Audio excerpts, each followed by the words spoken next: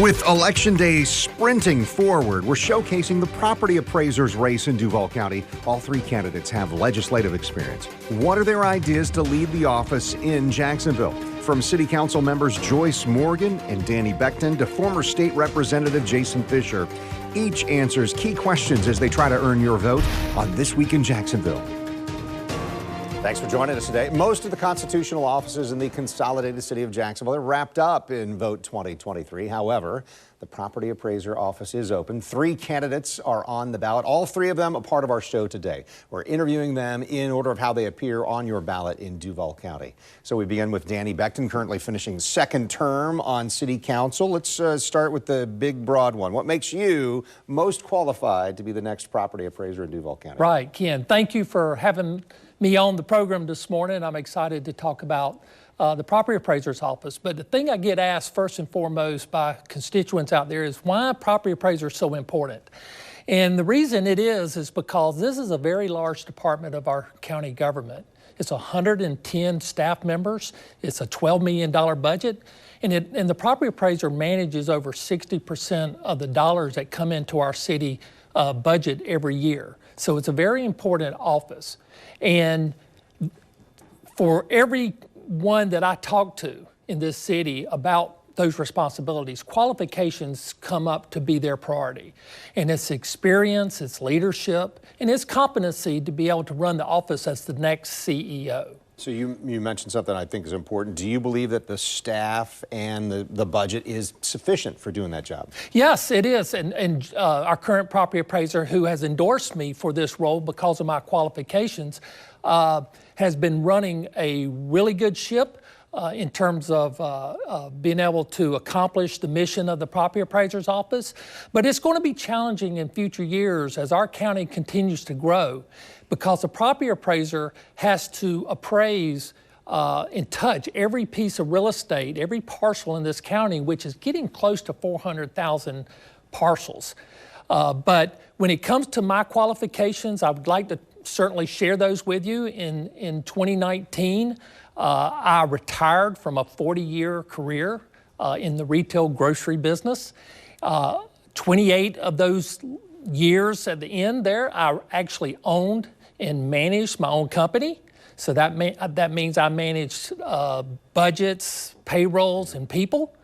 And also the property appraiser's office is a technology-oriented department. And of those 28 years that I had my own company, it was wrapped around technology in the retail grocery industry. We did a process called shelf management, which is very technology-based. And I bring that to the party in terms of what the property appraiser's office needs. Let me ask about this. I don't know how much technology is involved here, but I know the current property appraiser put it in a focus on exemption fraud and trying to do some things to pursue those where, that fraud was happening. Is that something that you would prioritize as well? Oh, absolutely. That's very important. Our current property appraiser who's endorsed me, Jerry Holland, he's actually put $60 million back on the city's tax rolls, which has translated to be 18 million tax dollars. And those are dollars that, as we look at the property appraiser needing to be fair and accurate for everyone in our county, that homestead exemptions and other areas for which folks have accidentally perhaps or maybe intentionally claim multiple homestead exemptions, that has been curtailed. And certainly by enforcing that, it certainly gives people on, puts people on notice that you need to do things by the law. Yeah, not try to take more than you're entitled to. Right. What do you see as the biggest challenge facing the property appraiser's office? Well, that was one of the biggest challenges which attracted me on day one of this office, was in the fact that the property appraiser's office needs a major software deployment of its main system, the CAMA system, which does all the appraisals. It's over 20 years old, goes back to property appraiser Overton, who actually implemented it. And that is something that Jerry Holland has put it off to the next property appraiser. And that's something that in my career, that I specialized in designing, implementing, and helping with business systems and getting them implemented and making sure they run efficiently and effectively for the organization and what it's trying to do. So I want to get to this. What about state legislative changes? Are there any that you would want to see happen to improve the appraisal process here in Duval County? There was actually one that came up. One of the other qualifications that I have is serving on the BAB board for the last 5 years, and I've actually chaired it once. And we had a situation occur just recently where there was a discussion around the property appraiser having to go through its long and process of getting prepared for mitigation meetings with people who have disputed their property values, okay? And sometimes those folks maybe have lost their right to do that, have lost their standing in, maybe they sold the house.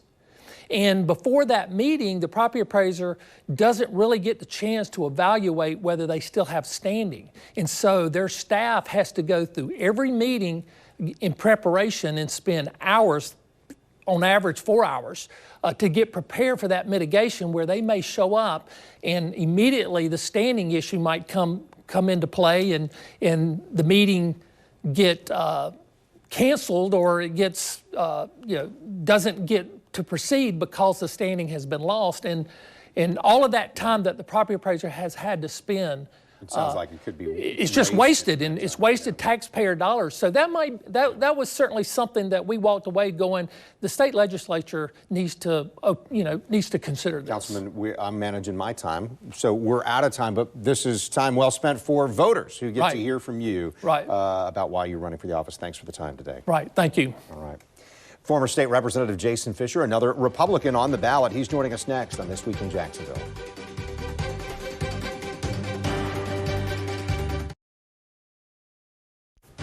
You're watching This Week in Jacksonville with Kent Justice. And glad you stayed with us. Jason Fischer, running for property appraiser, following several years as a state representative in the state of Florida, also served as a Duval County School Board member, joining us now. So, big, broad question to begin. What makes you most qualified to be the next property appraiser here in Duval County? Well, first, thanks, Ken, for having me on today. I really appreciate the opportunity to talk to you and all of the citizens and voters here in Jacksonville. I believe I'm the most qualified candidate because I have the best experience in order to be able to do the job. I'm a businessman, I'm an engineer, a problem solver by trade, and I've actually done work that's relevant to the office of property appraiser, both with geospatial information systems, GIS, and I've also worked with property appraisers while I was in the state legislature, helping them improve the efficiency of their offices and creating seamlessness between the state of Florida and the local property appraisers' offices. So lean into that element. One of the questions I was planning to ask, I'll just ask it now. What are the state legislative changes that you might want to see, or what would you propose when it comes to trying to improve the appraisal process? Well, a big part of the appraiser's office is mapping of a county. And most people don't think about that. They just kind of think, oh, they just appraise the value. But a lot of the base maps for the cities or counties are done through the property appraiser's office. And so as a state legislator, I've been able to help them create mapping systems. Again, it's part of the specialty that I have as an electrical engineer with GIS systems, geospatial information systems. And so that's one of the things that I'm going to focus on, as far as legislative agenda, but also implementing here at the local level. The local property appraiser's office hasn't updated their technology in the last 20 years or so, and there is no better qualified person to lead those technology upgrades than an electrical engineer like myself. You may have just landed on it, but what would you see as the biggest challenge for the property appraiser's office as we move into this next term? Well, I think the technology overhaul is probably the single biggest challenge. And so again, there's nobody better qualified in this race than an electrical engineer like myself with a specialty in doing this type of work. I actually helped lead the legislative process on doing this. So we implemented statewide cybersecurity standards, as well as I led all the technology initiatives through the House of Representatives, through the chairman of that committee. And so I've done it at the state level, looking forward to doing it at the local level. But I think also the property appraiser's office, there's always personnel issues anytime that there's a change there. And so it's important to make sure you have the right people on the bus in the right seats, and that'll be the other big challenge, is making sure that we get the technology upgrades in place, but also that we have the best qualified people doing the job day to day. So let's talk about staff and budget for a minute. Is it sufficient? What's there now, or do they need to be changes in terms of staffing and budgeting? Well, I think Jerry Holland, who's our current property appraiser, probably could speak to that best. I think some of the candidates who want to say, well, they're going to do this, that, or the other thing, they may be, looking at the window dressing a little bit early, assuming that they're going to get there. My goal, run the campaign, make the case to voters that I'm the best qualified candidate, and then when I get there, go through the budget line by line and work on those staff corrections. I'm not going to worry about the job until I get there. I'm going to worry about the campaign, making the case to the voters, because I think that's what voters they need. They want somebody who's focused on the election right now, and then once we win, then it's time to govern. Then it's time to put on the mantle of the office and start doing the day-to-day work of the office. What about this current property appraiser put a focus on exemption fraud and then used an outside firm trying to pursue those people who had exemptions, but they weren't entitled to it? Is that something you would want to continue?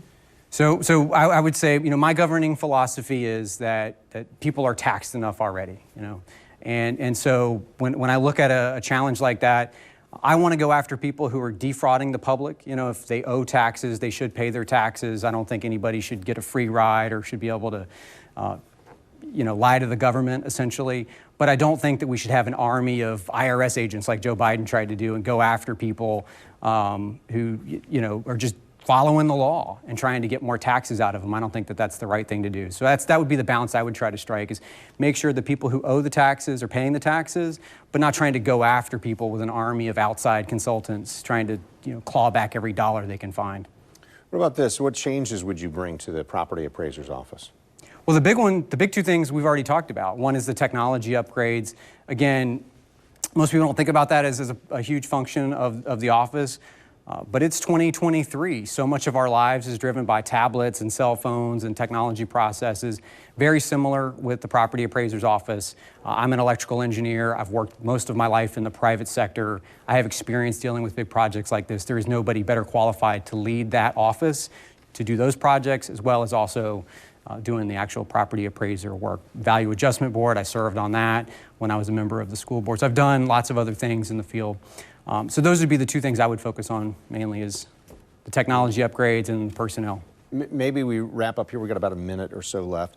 The candidate we spoke to most recently says, hey, I'm endorsed by the current property appraiser. Your campaigning says, hey, I'm endorsed by Governor DeSantis. What should a voter take from that? Why is that important to know that Governor DeSantis is behind your campaign or supports your campaign? Thank you, Ken. I appreciate the question. First I would start off as I've been endorsed by more property appraisers in this race than anyone else. And that's because of my work on the Value Adjustment Board, my work in the state legislature, and my expertise in the fields that are relevant for the job of property appraiser. I've been endorsed by property appraisers from small counties, medium counties, large counties, all across the state, because they know I'm the best qualified candidate for the race.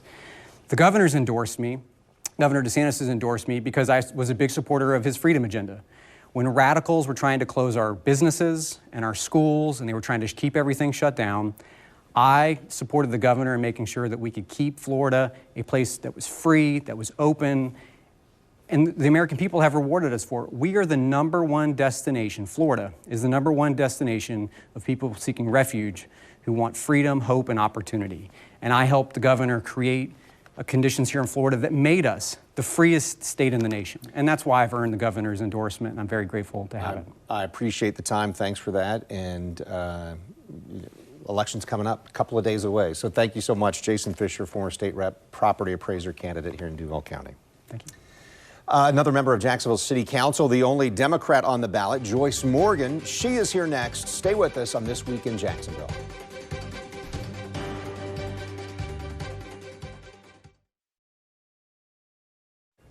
You're watching This Week in Jacksonville on Channel 4. City Council member Joyce Morgan is with us. 2 terms on council, the only Democrat in this race for property appraiser. We're asking each of the 3 candidates who are on the ballot kind of the same questions here. And we're just starting with, what makes you most qualified to be the next property appraiser here in Duval County? Well, thank you, Kent, for having me on the show this morning. And I tell you what, the difference between me and the other candidates is my passion for what I do. I am extremely passionate, and I have such a diverse background. My background, of course, everybody knows about the television part of my background, but even before that, I was in banking, I was in insurance, I did so many different things. I was in sales. I worked for Blue Cross and Blue Shield. So there are just so many aspects to my background that people don't get a chance to see. My public relations, my starting television shows for JTA. It goes on and on and on and on. And basically what it does, it just says, I am so people focused on whatever I do. And as property appraiser, you have to be that, because you're going to be leading over 100 people in the property appraiser's office. So you need someone who is focused on their needs and has that laser focus of attention on what they need and how to just help them do a better job for the citizens of Jacksonville. What do you see as the biggest challenge facing the next property appraiser?